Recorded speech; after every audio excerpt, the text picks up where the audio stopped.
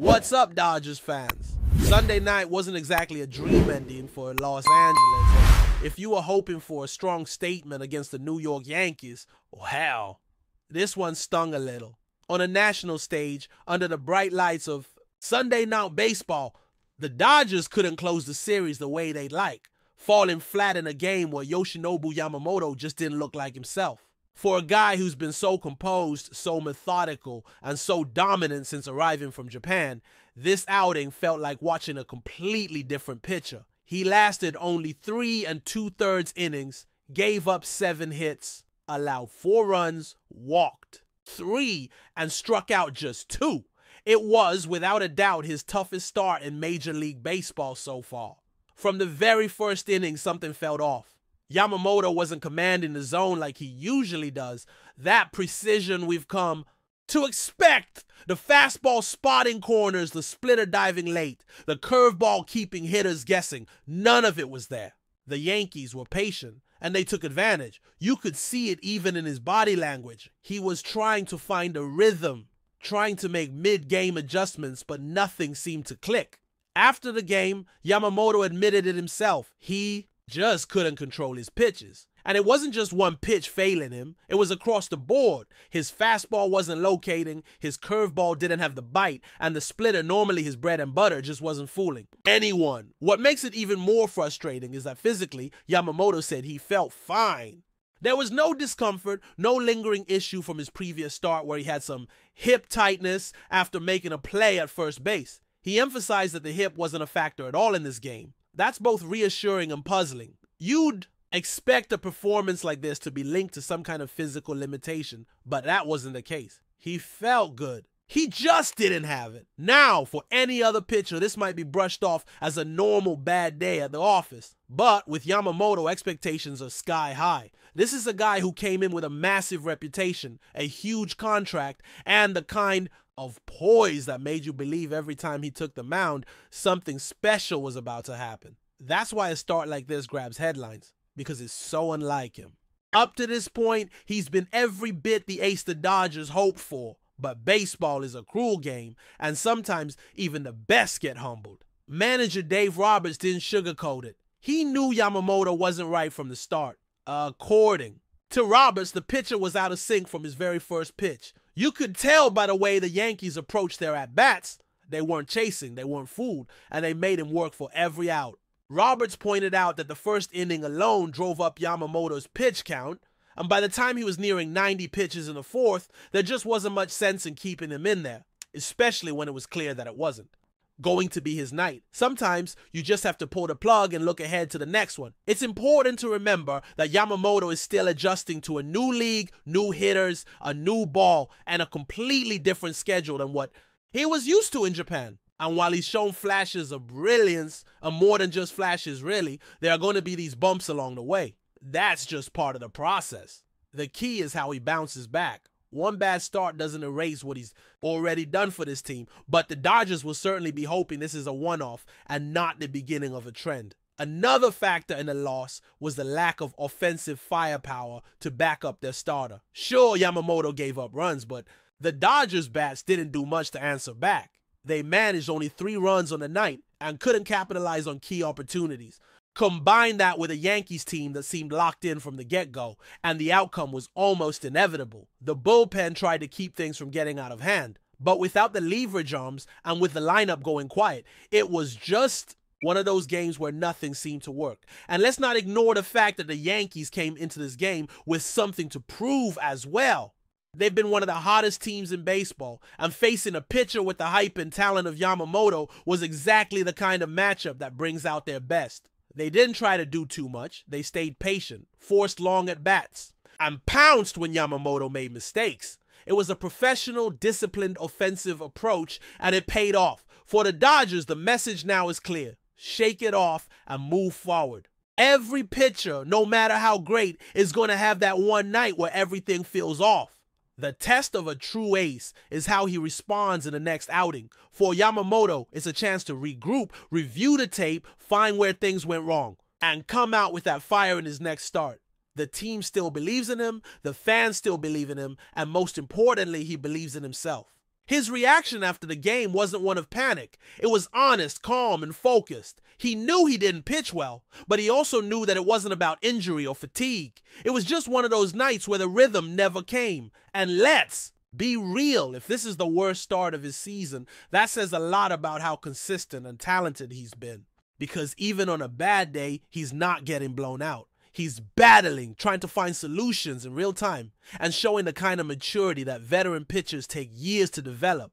The Dodgers know they've got something special with Yamamoto. Nights like this are tough, but they're part of the bigger picture. No team goes through a season without hiccups, and no ace escapes an entire year without at least one frustrating start. What matters is what comes next. Now the spotlight shifts to his next appearance, where all eyes will be on whether he can bounce back strong and return to form. For a team with championship aspirations, having a pitcher like Yamamoto at his best is absolutely crucial. One game won't define him, but the response will say a lot about his mindset, his preparation, and his ability to adjust. And if we've learned anything from his career so far, it's that he doesn't stay down for long. So now the focus is completely on the bounce back. How does a pitcher like Yoshinobu Yamamoto, with all the pressure of a massive contract and the expectations that come with being one of the biggest international signings in recent years, respond to adversity? Because that's what separates the elite from the rest.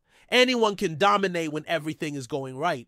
The mound feels perfect, the mechanics are smooth, the command is sharp. But the real test is when things start to unravel a bit. When the feel for the pitches isn't there.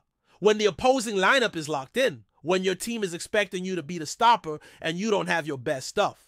That's where mental strength and resilience come into play. And from everything we've seen of Yamamoto so far, he's built for those moments. It's not about rewriting his mechanics overnight or trying to overhaul everything after one bad night. Sometimes it's just about refocusing, recentering, and trusting what got you to this level in the first place. Yamamoto has elite command when he's right. His splitter is among the most effective in the game, and he has the kind of deceptive delivery that throws off timing even when hitters know what's coming. The Dodgers coaching staff knows this too. They're not going to panic, and they're not going to ask him to be something he's not. What they'll do is work with him to clean up whatever little details may have gone off track in this last start. Release point, tempo, even pitch selection sequences. Sometimes a bad outing is just the accumulation of small things that add up and throw everything off balance. And when you're pitching against a lineup like the Yankees, those small things become glaring. This isn't a lineup that misses many mistakes. You give them free passes, you miss spots in the zone, and they'll make you pay. That's the difference between a good team and a great one. And while it hurts to lose a game like that, there's also value in it. Games like these are great teaching moments, not just for Yamamoto, but for the team as a whole. It's a chance to evaluate how the game plan was executed, how in-game adjustments were handled, and how the mental side of the game came into play. One thing that stood out, though, was how composed Yamamoto remained throughout the outing. Even as the pitch count climbed and the walks started to pile up, he didn't lose his cool. He kept attacking. That speaks volumes about his character. Plenty of pitchers would unravel in that situation, start trying to overpower hitters, lose trust in their stuff, or get caught up in the moment. But not him.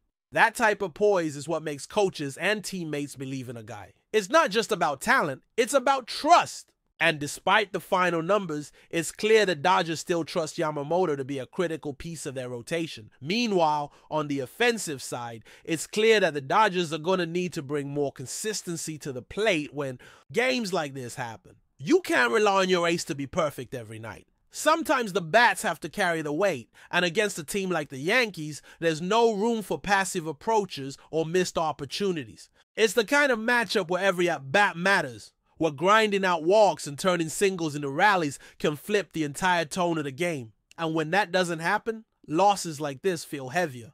But let's not forget, this is still one of the most talented teams in all of baseball. The Dodgers are built for the long haul. They've got star power, depth, experience, and a front office that knows how to make adjustments when needed. A single loss, even a frustrating one like this, doesn't shake the foundation. If anything, it sharpens their focus. And as for Yamamoto, he's not someone who's going to dwell on this. He knows how to prepare, how to study film, how to dig into the data and find answers. He's done it his whole career, and that's part of what made him such a coveted pitcher in the first place. There's a reason he was trusted with the ball on a national broadcast against one of the league's most iconic franchises. He's not just a good pitcher, he's a guy who thrives on a big stage. This time, it didn't go his way, but that doesn't erase the dozens of moments where he's already proven his worth. If anything, it builds more anticipation for what he'll do next, because every great pitcher has that one start they circle, the one where nothing went right, and they use it as fuel. They come back sharper, hungrier, and more determined than ever to prove that it was the exception, not the rule. And let's not underestimate the cultural transition he's going through either. Moving from Japan to Major League Baseball is no small leap. The travel demands, the media scrutiny, the differences in mound dynamics, pitch clock rules, hitter tendencies, all of that adds up. Even for someone as talented as Yamamoto, there's a learning curve.